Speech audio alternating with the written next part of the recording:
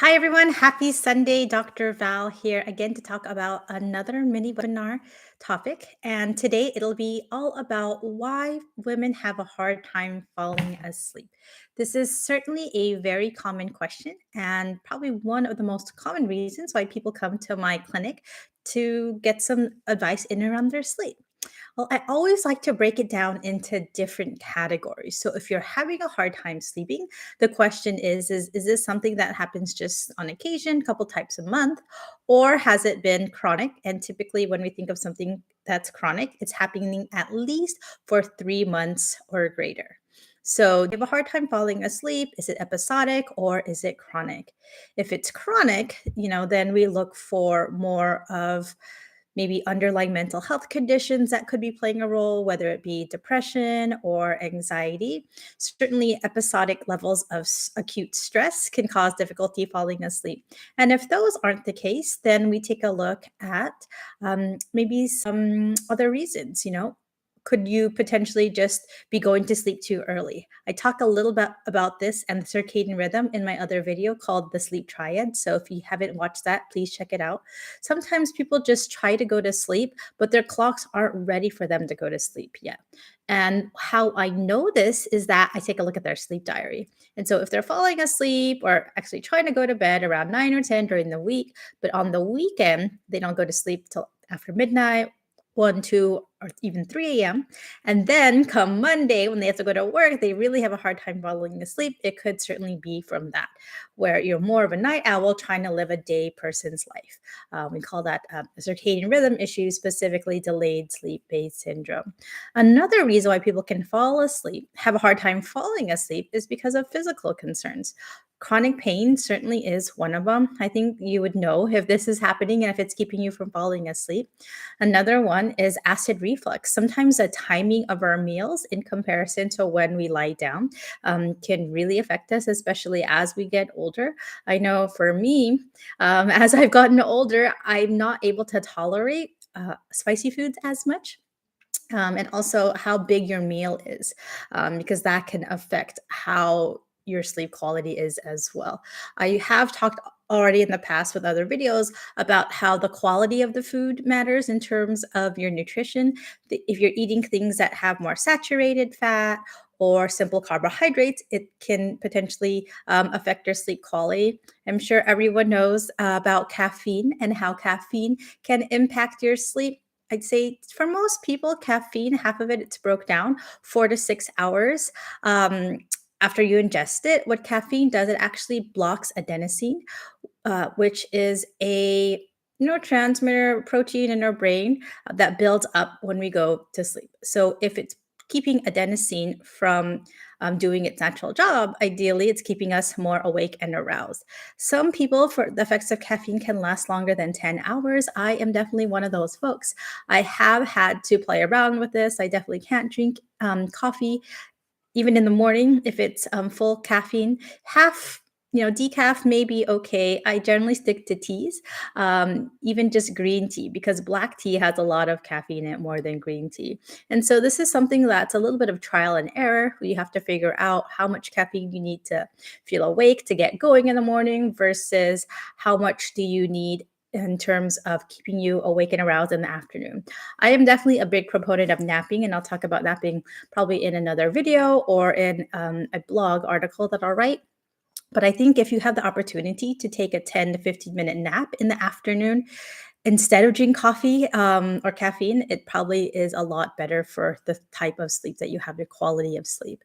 Another thing to consider also are medications. There are certain medications that can lead to insomnia, and also can make you feel really drowsy too. So if you think that a medication could be the cause, definitely talk to your doctor about this to see if this is something that can be changed or lowered, or if the timing can be switched around. So medications, think of it as well. So medications, we talked about diet, we talked about nutrition, but I would say for in large part, a lot of people who do come to see me have already tried a lot of things in terms of sleep hygiene. I know a lot of us are being told that we should avoid blue light at night.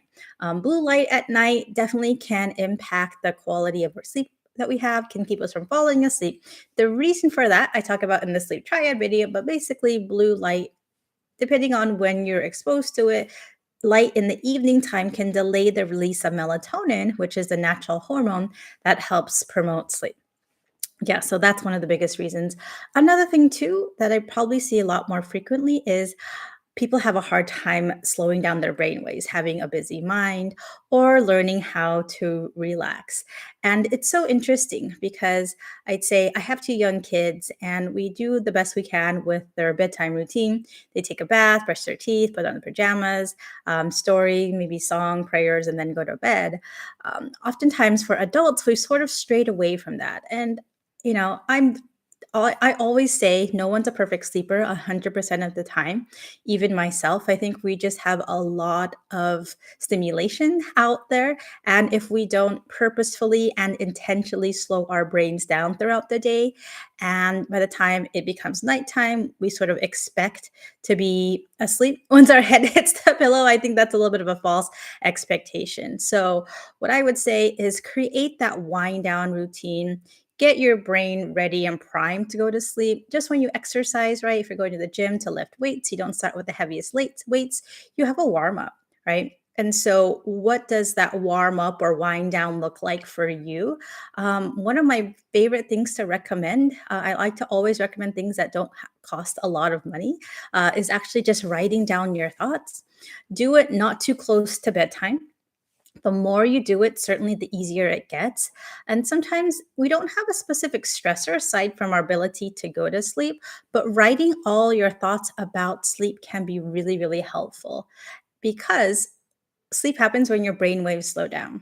And if you take a look and really do a sleep audit and examine the quality of thoughts that you're having, sometimes they are a little bit negative, or sometimes they're self flagellating, right? Sometimes we beat ourselves up. We can be very, very critical about our ability to do something because our expectations around it, or even how we feel the next day. And I think that's a big part of why people have a hard time falling asleep, is because they know they have to do X, Y, or Z. They have a meeting tomorrow. They have to meet up with friends. And if they don't, or if their energy levels are a little bit lower, they could be a lot more irritable. And then just anticipating that to already happen before it happened can lead back to, oh, keeping you from falling asleep because you're worried about an outcome that hasn't even happened yet. So if you can get some of these thoughts down on a piece of paper, it can be beneficial.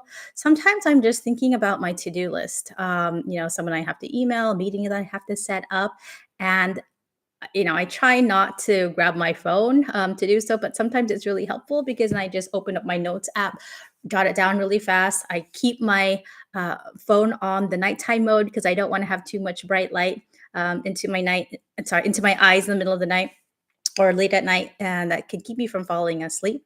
But that's one good way to do it. You can also just put up, pen and paper by your bedside table and just write down things that are bothering you. But I always recommend to do it earlier in the daytime, not too close to bedtime, so that when it is time for you to start your wind down routine, that you are doing the necessary things to slow down your brain waves. Yeah. So just to review, things that can keep you from falling asleep. Racing mind is so, so common. Anxiety, depression that isn't treated, just worrying about your ability to sleep. Physical concerns like pain, heartburn, substances that we use, whether it be medications or caffeine. And sometimes this can be trial and error. And if you are going to make a change in your life to see if it can improve your sleep quality, I say do things one at a time, right? Maybe start off with, tonight, I'm just going to set an alarm clock an hour before my desired bedtime, and then see if I could spend that whole hour just coming up with ways for myself to relax. Maybe there's a good book that you've been wanting to read and it's sitting already at your nightstand table, but you haven't been able to do it because, you just find yourself habitually scrolling on social media. Or maybe there's some music that you like to listen to and you find that it's really common. Or maybe you're a musician yourself and you like to play music. So I always encourage folks to find out what works best for them. Create a routine that helps you relax. Think of the things that you're feeding your brain. Is it helping? Um, me relax? Is it helping my brainwaves slow down? And this, it can support the sleep. And really take an intentional look at your caffeine intake. I know a lot of people say, oh, I stopped drinking caffeine at noon. But honestly, for my own experience, caffeine, full blown caffeine, I say that as in coffee in the morning, can really keep me up to like 2 o'clock at night. So hopefully that's not the case for you, which is sort of sad because I really like drinking caffeine. I like the taste of it, but I've just really switched to teas now. So hope you found this video helpful. A bunch of reasons why you can't fall asleep and sort of things that I've seen in my practice, and just a couple tips on how you can learn how to improve your sleep. So please let me know in the comments what you thought about this and if there's any suggestions for future videos. Hope you're doing well. Sleep well, everyone. Have a great rest of your day. Thank you.